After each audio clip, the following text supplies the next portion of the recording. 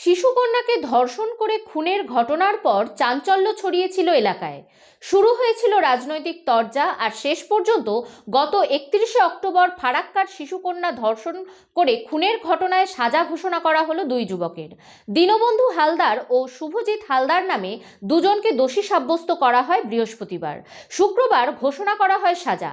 দীনবন্ধু হালদারের ফাঁসি এবং শুভজিৎ হালদারের যাবজ্জীবন কারাদণ্ডের বিচার শুনিয়েছেন বিচারক। সুনিতা মুর্শিদাবাদের সর্বকালের সেরা এবং ঐতিহাসিক বস্ত্র প্রতিষ্ঠান।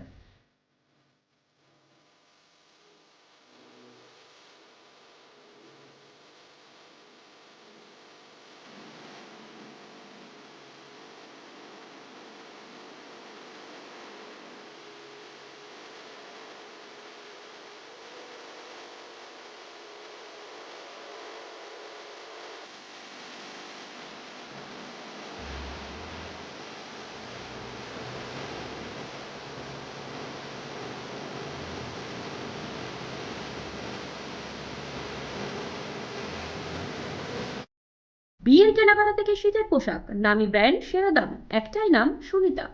গত 31শে অক্টোবর ফারাক্কায় ধর্ষণ করে খুন করা হয় এক শিশুকে।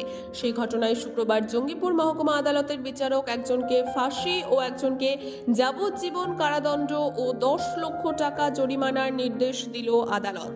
62 দিনের মাথায় রায়দান হতেই খুশি প্রকাশ করেছেন মৃতের পরিবারের সদস্যরা। দীনবন্ধু হালদারকে ফাঁসির সাজা এবং শুভজিৎ হালদারকে যাবজ্জীবন কারাদণ্ড সহ জরিমানার নির্দেশ দেয় জঙ্গিপুর মহকুমা আদালতের বিচারক অমিতাভ মুখোপাধ্যায়। আজকে মাননীয় আদালত রায় ঘোষণা করলেন, তাতে দীনবন্ধু হালদারকে হ্যাঙ্গিং ডেথ দিলেন এবং শুভ হালদারকে লাইফ ইমপ্রিজনমেন্টে সাজা দিলেন। এরপরে এরপরে আমাদের স্টেট হাইকোর্টে আমরা আপিল করব। এই জাজমেন্টে কি সন্তুষ্ট পরিবারের লোকজন? জাজমেন্ট মাননীয় আদালতের গিলটি মনে হয়েছে, তাই সাজা দিয়েছে। আর আদালতের রায় নিয়ে আমাদের কিছু বলার নেই। এর পরবর্তীতে আমরা হাইকোর্টে আপিল করব। তদন্তে জানা যায়, ফুল দেওয়ার নাম করে মেয়েটিকে নিজের ঘরে নিয়ে যায় দীনবন্ধু। সেখানে সে এবং শুভজিৎ মিলে নির্মম অত্যাচার চালায় মেয়েটির উপর, তারপর খুন করে নাবালিকাকে। সেই ঘটনারই তদন্ত শুরু হয় যুদ্ধকালীন তৎপরতায়। জঙ্গিপুরের পুলিশ সুপার আনন্দ রায়ের নেতৃত্বে গঠিত হয় স্পেশাল ইনভেস্টিগেশন টিম।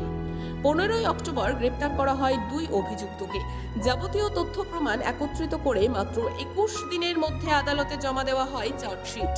তারপর বৃহস্পতিবার ঘটনার ঠিক 62 দিনের মাথায় দুই অভিযুক্তকে দোষী সাব্যস্ত করেন বিচারক এবং আজ শুক্রবার সাজা ঘোষণা করা হয়।